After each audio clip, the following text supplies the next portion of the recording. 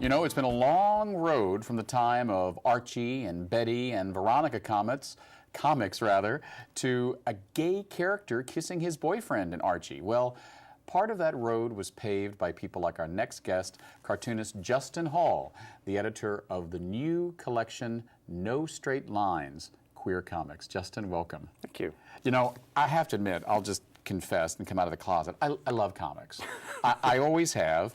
And when I came out as a gay man, I started reading things like Tom of Finland and The Hun. You're not alone. Yeah, well, I guess not. Here's the book. Yeah. No, there's a lot of kind of intersection, really, of kind of queer culture and comics culture, which is I found kind of fascinating in putting together this anthology, kind of doing the research and realizing that there was this whole history of queer comics that really has gotten lost in a lot of ways. You know, a lot of these comics did not show up in the comic book stores or in the comic book conventions, but rather in gay bookstores and the kind of queer media ghetto. Yeah. So a lot of it was kind of unknown to the comic book industry, but it was very vibrant scene. Yeah, I remember when I moved to San Francisco in the 80s, there was a collection of gay comics, mainly erotic comics, called Meat Men. Absolutely. And that was kind of, well, that was eye-opening to me because it was like, wow, my fascination with comics kind of merged with my Your sexuality. other fascinations. Yeah. No, and that stuff is really important. Oddly enough, the erotic gay comics have been better archived and collected than the non-erotic stuff, than the literary works. You think it's just because sex sells? Sex sells, and also, you know, there's groups like the Tom of Finland Foundation and the Center of Sex and Culture that collect that material and have been really good about archiving it. The more literary stuff that was published in anthologies like, you know, gay comics and women's comics, Tits and Clits, and then some of the dyke punk zines and the, you know, kind of underground zines and mini comics.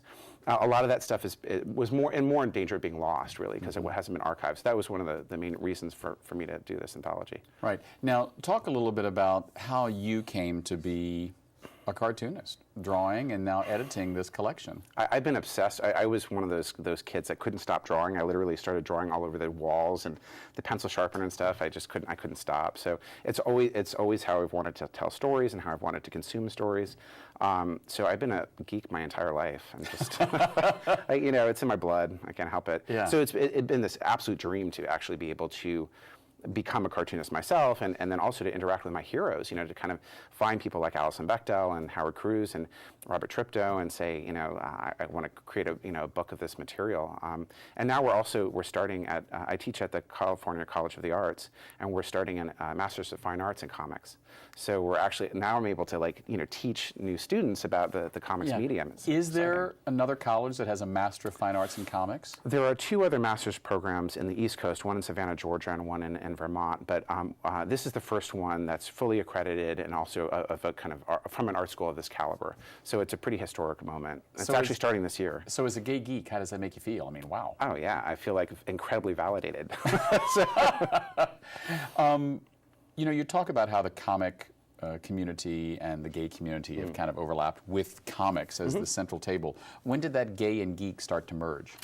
I mean, you started to see that stuff as early as, you know, the early Advocate and the early gay newspapers that started happening right after Stonewall. They needed comic strip content. So those early gag strips from people like Joe Johnson and Sean started happening that early. And then, but it was really the lesbian underground scene that developed in the early 70s that really kind of brought a more literary bent to queer comics. So, you know, the women brought the literary merit, which is oftentimes the case. I remember the gay boys were doing more of the kind of erotic stuff. Yeah. The men were all drawing sex, and the women were drawing, you know, potlucks. Actual, right. Yeah, real things. Yeah. I remember there was a lesbian artist who I met back in the late '80s, Chris Kovic. Oh yeah. That did some incredible stuff. She was amazing. Yeah, and you mentioned Robert Tripto, who's in this collection, No Straight Lines. Robert did an amazing collection, I believe. Correct me if I'm wrong. You'd know better than I do, but I believe it was the first comic book that ever dealt with AIDS, HIV, called Strip AIDS. So actually what happened was Trina Robbins, who is another kind of pioneer of this material, and she's a local San Francisco cartoonist and comic book historian. She went to England, and she discovered an anthology about AIDS material, comics material called Strip AIDS, that was done for a nonprofit in London. And then she came back, talked to Robert and another guy, Bill Sienkiewicz. And they created Strip AIDS USA. So it was the first time that in the United States that a kind of anthology comic had been done for this kind of purpose. Right. So. What is it about gay erotic comics?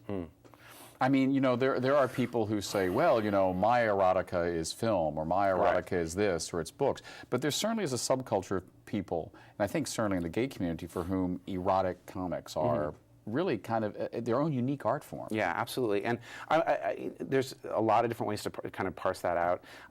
I think that there's a level of imagination that's really exciting, and for certain people, that kind of extra level of remove from reality is actually really exciting, where you can kind of imagine whole new scenarios that aren't really possible to film and don't really exist in reality. And then also the kind of, you can create, you know, certain of your obsessions, you know, physical obsessions or contextual kind of narrative obsessions. You can make those into fully realized stories. Yeah, and it's not going to hurt anybody because it's... Yeah, you can do whatever you want. So, yeah, I remember I had a boyfriend once, and he was looking at my old Tom of Finland's, and he said, well, you know, no one looks like that. I'm like, I know. Yeah, and that's part of the point, right? Yeah. I mean, and also you can do things with comics, like Tom of Finland was so revolutionary because also he was depicting gay male sexuality in a kind of joyous, celebratory way that was really kind of something that was born of his imagination, but then it went on to kind of create reality. I mean, well, I mean, a lot of people have said that, you know, the image that Tom of Finland created of masculine, quote-unquote, gay men was what created the butch and leather movement. Yeah, absolutely. So life imitates art, right? I mean, art doesn't just imitate life, but vice versa. How important do you think gay comics, I mean, lesbian comics, transgender personifications now, are politically? I mean, you know, strip aid, that was, you know, for the first time, AIDS and HIV were talked about in a form that a lot of people could deal with. I mean, is this work political? Yeah, a lot of it is. And certainly there's that overlap of the personal is political, right? So you look at something like Dykes to Watch Out For, which was a long-running strip, ran for almost 25 years in the gay newspapers by Alison Bechdel. And, you know, I think a lot of queer people first saw representations of themselves in those strips, which is a deeply personal matter, but also deeply political, because they were able to see images of, you know, a trans man for the first time, or a butch dyke, or a flamboyant gay man, or something like that, in these strips, which is really, because it's a visual medium. Also, it has kind of profound visceral impact to it. So there's a lot. So there's that. Then there's also more overt political stuff. So especially the stuff that happened around the AIDS crisis. So you have David Wojnarowicz, for example, did a comic about his rage. You know, and it was basically published posthumously after his death from AIDS. But it was, you know, tremendously politically powerful, as well as being a personal story. How are erotic comics specifically regulated? I mean, for instance, you know, there are certain states where, you know, if you send a Playboy magazine or a Blue Boy or whatever, I think they have Blue Boy anymore, but a gay, you're showing my age, if you send that across state lines in the mail, that's against the law. But you can send a comic anywhere, correct? Well, it gets tricky, actually. So, especially if you're doing it across international borders. So, there's been a lot of problems getting erotic comics across Canada, oddly enough, which the Canadian, you know, kind of society is generally more open to this kind of stuff, but for some reason the border guards aren't necessarily, and it's kind of up to... Do you think maybe they're taking it out of the cars and putting it in the back room? I mean, what do you think? Well, apparently a lot of those border guards along the Canadian border are really hot bears. I don't know if they're just taking it for their own use or what. I've always thought maybe being strip search might be kind of the way to do it. I think I see a plot of one of your comics coming here. But it is, I mean, you know, you look back at, you know, for example, Tom of Finland, he was making those comics in the early days when there was a lot of censorship, and they were completely illegal. So that was a profound revolutionary act that he was doing. It was revolution. They were completely illegal? Illegal, absolutely. You know, in the 40s and 50s, it wasn't until the end of the 60s that obscenity laws started to kind of loosen in the United States. So it wasn't just a photograph of certain things? No, you couldn't show. You couldn't draw. You couldn't draw. You couldn't publish and sell drawings of, an erect penis. You couldn't do that. So this was, you know, so he was doing, you know, his work, which we look at now and we think, oh, this is kind of fun, and you know, it was also it's almost kind of campy and 50-ish. And it's very, very campy, but it's also profoundly revolutionary. Right. I mean, it was a political statement as well. Now, how different are gay comics and lesbian comics, whether they're erotic or not, in this country versus other countries. For instance, I know that Japan has a very unique look as far as LGBT comics. So it's interesting. For this collection, I include European comics and South American. There's an Israeli cartoonist in there as well. But it's generally kind of Western comics, right? And there's a lot of kind of crossover between North American comics and European.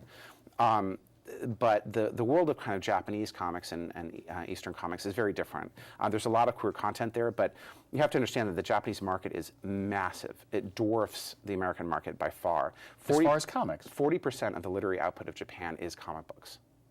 Wow, 40%. Yeah. Blows your mind. I mean, and literally every single genre is represented in this industry. All right, so within that, there's a lot of queer content, but it has its own. It's its own world, right? So it has its own, like for example, there's what we call yaoi, which is stories of gay male sex and romance made by women artists for primarily female audience.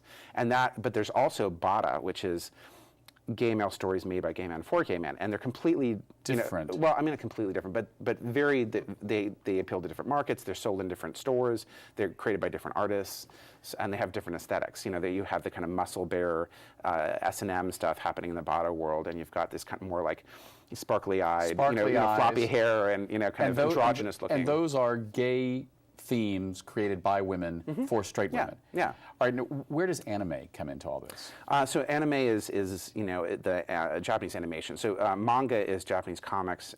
Anime is Japanese animation. And the anime and manga worlds are very much tied into each other. So a lot of popular manga property will then have an anime offshoot. So there's a lot of crossover. Less so with the erotic work. You don't see a lot of. I mean, there's certainly plenty of tentacle porn out there in anime as well, but it's I haven't seen a lot of for example, the bada work, which is the gay male work made by gay men for gay men. I haven't seen any anime made from that. Right. In our last few moments, talk to me about where you think the most creative cartooning is going on as far as LGBT comics right now. So right now, I would say there's a tremendous excitement. A lot of transgender comics and genderqueer comics are coming out now and really doing some amazing work. So I think that's one thing that is really important to focus on. And they're dealing with kind of societal and political issues that a lot of gays and lesbians kind of dealt with before. So this is a kind of a new, exciting field, artistically as well. But then also, I would say, as comics are moving increasingly onto the web, and that's creating whole new marketplaces potentially, and also different artistic possibilities, because you can have interactivity in web comics that you can't with printed comics. Right. Last question: who is the cartoonist that has impacted your work the most? Wow. Oh, I mean, I would say, the Hernandez brothers who did Love and Rockets. They had queer content from the very beginning, and they're tremendously, I look up to them to this day, narratively and artistically. Great. Well, thank you. I'm looking forward to reading No Straight Lines. Thank you. I don't know if this is going to make it off the set. We've been speaking with Justin Hall. Next up, we speak with Orchid Pusey about the ongoing work that she does for the women's community. We'll be right back.